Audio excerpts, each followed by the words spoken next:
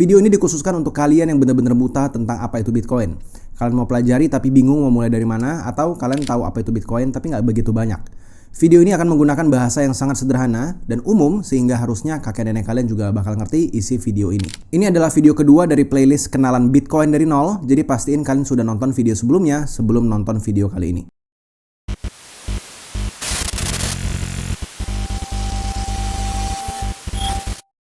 Halo semuanya, nama gue Josh Gultom dan di sini kita akan membahas sebuah sistem yang membuat Bitcoin tidak bisa dikontrol oleh pemerintah manapun. Sebuah sistem yang membuat Bitcoin sangat kuat ekosistemnya. Sebuah sistem yang membuat Bitcoin bisa bertahan sampai sekarang. Sistem ini disebut dengan mining atau menambang, atau bahasa gaul kriptonya adalah sebagai konsensus proof of work. Gue nggak akan pakai kata proof of work di sini ya, karena itu adalah sebuah jargon yang bikin orang awam itu kebingungan. Gue hanya akan pakai kata mining atau menambang saja ya di sini. Proof of work dan mining basically secara kasar adalah hal yang sama, walaupun bukan pengertian yang sama, cuman oke lah. Kali ini gue akan ngomong dengan kata menambang atau mining supaya kalian nggak pusing dan nggak ribet sama istilah-istilahnya. Mungkin kalian pernah dengar ya kata-kata menambang Bitcoin atau mining Bitcoin ya di luar sana. Apa sebenarnya mining Bitcoin ini? Mining Bitcoin ini itu bukan penambangan kayak kita nambang batu bara atau nambang emas perak ya, bukan ya. Kata mining atau menambang ini sebenarnya cuma kata-kata keren doang yang bikin orang awam itu kebingungan tentang Bitcoin. Ntar kalian bakal paham kenapa gue bilang gitu, oke?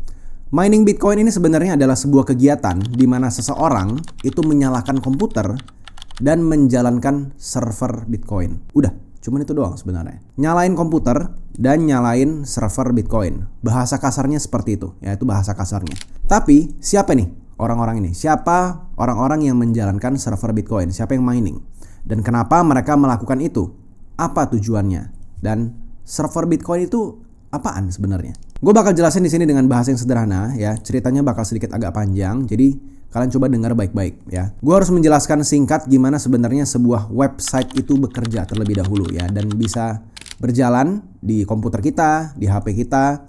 Karena gue cukup yakin banyak orang awam di luar sana ya, terutama kalian yang nonton, itu mungkin nggak paham gimana sebuah website itu bisa berjalan. Seperti kalian nonton video YouTube ini, kalian mungkin nggak begitu paham kenapa YouTube ini bisa menyala. Untuk sebuah website itu bisa menyala, kalau kita ketik websitenya di browser kita gitu ya, youtube.com, dan kita bisa bernavigasi di website itu, kita bisa mengirim pesan, kita bisa ninggalin komentar, buka video, lihat gambar, ya segala macamnya. Itu semuanya bisa terjadi karena website itu di belakangnya ada yang namanya server ya. Server ini apa, Josh? Server yang gue maksud di sini adalah literally ya, komponen komputer kayak misalnya CPU, ada RAM, memori, motherboard dan lain-lainnya yang disusun dan dirakit ya, dan nyala terus selama 24 jam non-stop. Mungkin kalian pernah lihat foto-foto atau video tentang data center seperti ini ya di film-film. Data center ini terdiri dari berbagai macam rak-rak tinggi ya. Nah, di dalam rak-raknya itu literally ada komputer-komputer yang kita sebut sebagai server.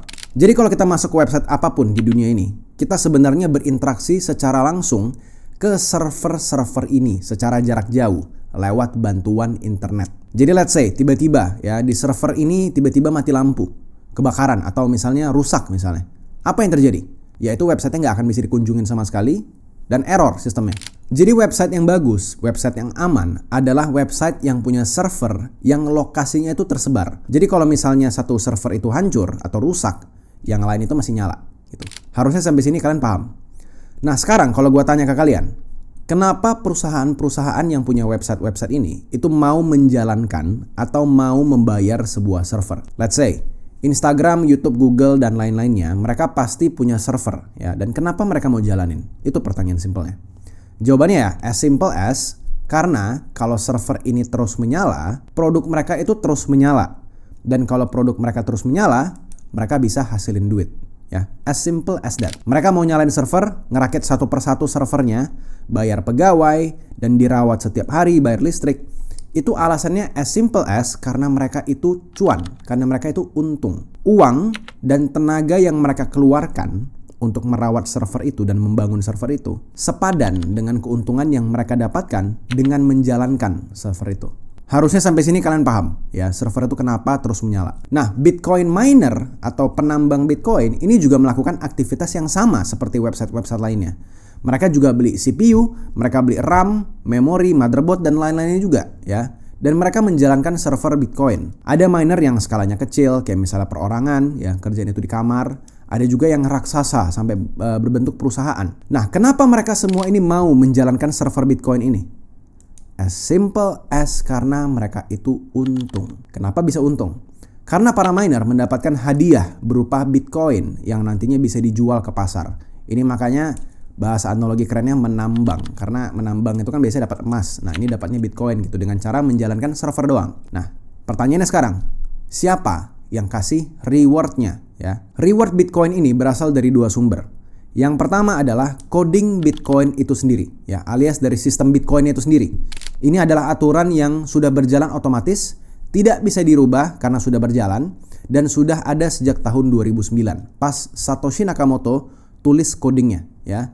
Ini ditulis sama Satoshi untuk memberikan insentif supaya para miner ini mau terus menjalankan server Bitcoin dan supaya Bitcoin ini tidak pernah mati. Oke, sampai sini kalau kalian ada yang berpikir bahwa wah, nanti kalau Satoshi tiba-tiba ubah codingnya gimana? Jawabannya tidak bisa. Nanti ku bakal jawab kenapa. Cuman dari logika tadi masuk akal ya. Masuk akal kalau misalnya ada orang yang mau menjalankan server ini, mereka bayar listrik, mereka rawat mesin-mesinnya, dan mereka itu dibayar ya. Kalau mereka tidak dibayar, mereka pasti akan memberhentikan server Bitcoin ini dari lama. Karena mereka cuma bakar-bakar duit aja. Satoshi Nakamoto udah pikirin ini dari awal. Lalu sumber reward Bitcoin kedua adalah dari biaya transaksi. Atau bahasa kasarnya, seperti biaya admin lah. Jadi setiap kali ada orang yang mau mengirimkan Bitcoin mereka ya dari satu rekening ke rekening lain gitu, mereka harus bayar biaya admin. Dan biaya admin ini nantinya akan diterima oleh para miner tadi. Semakin canggih dan semakin kuat kekuatan komputer minernya, maka semakin besar kemungkinan dia akan mendapatkan hadiah Bitcoin tersebut. Jadi kalau kalian lihat tadi ada gambar para miner yang perorangan seperti ini, dan kita lihat ada yang para miner yang sampai besar banget raksasa seperti ini, kemungkinan besar yang bisa dapat reward paling banyak dan paling sering ya adalah yang besar. Kalian mungkin sampai di sini ada yang berpikir ya, wah kalau gitu makin rame yang nambang artinya makin banyak dong Bitcoin yang beredar. Jawabannya enggak. Satoshi Nakamoto membuat aturan di coding Bitcoin di mana semakin banyak orang yang menambang Bitcoin atau semakin banyak kekuatan komputer di luar sana yang menambang Bitcoin menjalankan servernya, itu maka semakin susah orang-orang untuk bisa mendapatkan hadiah Bitcoin itu sendiri. Ini beauty-nya dari Bitcoin. Jadi mau secanggih apapun teknologi nanti ke depannya, Bitcoin-nya tidak akan bertambah. Dia akan segitu-segitu aja. Terus muncul pertanyaan nih, emangnya komputernya ngapain Josh untuk dapetin Bitcoin baru itu?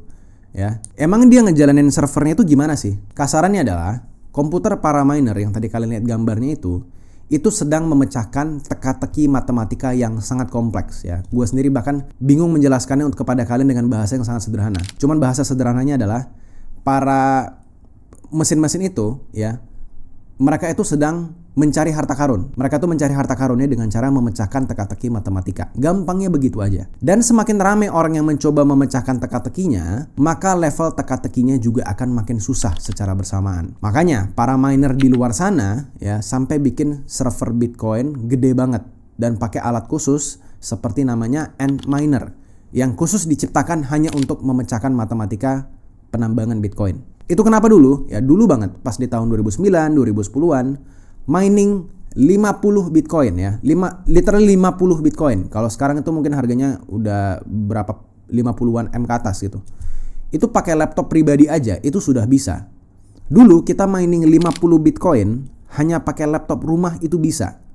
Ya tapi kita ngapain dulu ya? Main-main, pacaran ya cuman jokes aja lah. Zaman dulu emang Bitcoin juga emang gak ada harganya. Gak ada yang percaya sama projectnya. Jadi kalian bayangin, semua orang di seluruh dunia, mulai dari perumahan biasa, di kamar seseorang, perusahaan kecil, institusi raksasa, bahkan di 2024 sekarang ada negara yang ikutan mining Bitcoin atau menjalankan server Bitcoin ini. Server Bitcoin ini tersebar sangat luas ya di seluruh dunia.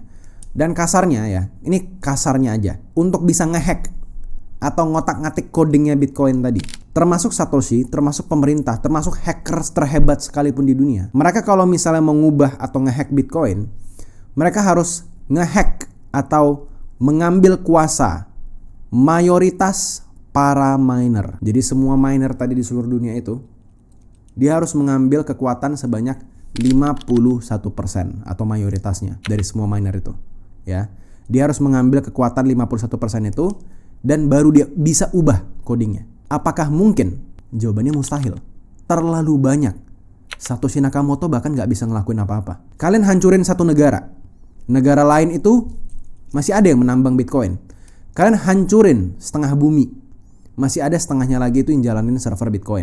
Di China tiba-tiba ilegal Bitcoin. Ya nggak masalah, di US masih ada yang nambang. Bahkan di Indonesia juga ada yang nambang. Server Bitcoin ini tuh kayak kecoa yang nggak bisa dimusnahin sepenuhnya. Ini kenapa pemerintah nggak punya kontrol sama sekali terhadap Bitcoin. Mereka memang bisa bikin Bitcoin itu ilegal di negara mereka. Tapi ya servernya tetap ada. Satu-satunya cara memusnahkan Bitcoin adalah dengan mematikan listrik dan internet dan tidak pernah menghidupkannya lagi. Apakah ada elit global yang mau melakukan itu? Jawabannya nggak ada. Karena kalau mereka lakukan, semua kemewahan yang mereka dapatkan dari listrik dan internet itu pasti akan hilang. Apakah mungkin satu saat listrik dan internet hilang dari muka bumi ini dan tidak pernah menyala lagi?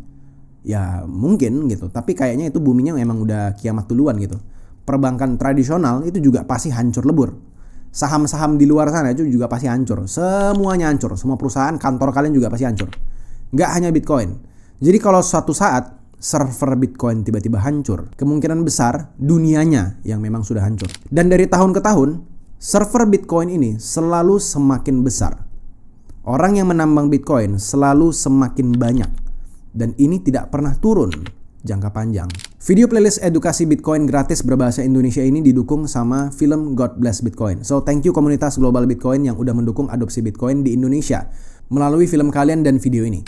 Gue sangat-sangat rekomen ya kalian nonton film God Bless Bitcoin di YouTube secara cuma-cuma, yaitu gratis. Di dalam yang ngomong bukan orang sembarangan, ada orang-orang pintar, pebisnis kelas dunia, ahli ekonom, dan bahkan ahli agama juga ada. Kalian bakal dapat insight banyak sekali tentang Bitcoin di film itu dan bagaimana masa depan Bitcoin. Link filmnya ada di deskripsi di bawah. Kita udah tahu kalau mining Bitcoin itu basically adalah jalanin server Bitcoin. Kalau ada server, lalu websitenya apaan dong Josh? Kan tadi lu bilang website itu berjalan kalau ada server. Kalau servernya ada, websitenya apaan? Yang dimaksud dengan website yang dijaga oleh server Bitcoin ini, itu adalah jaringan Bitcoin itu sendiri yang disebut dengan nama blockchain. Kalian pasti pernah dengar kata ini ya, blockchain. Semua orang sebutin blockchain itu. Blockchain itu apaan sih sebenarnya?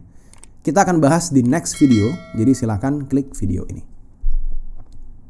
Oke, see you guys di video tersebut. Bye-bye.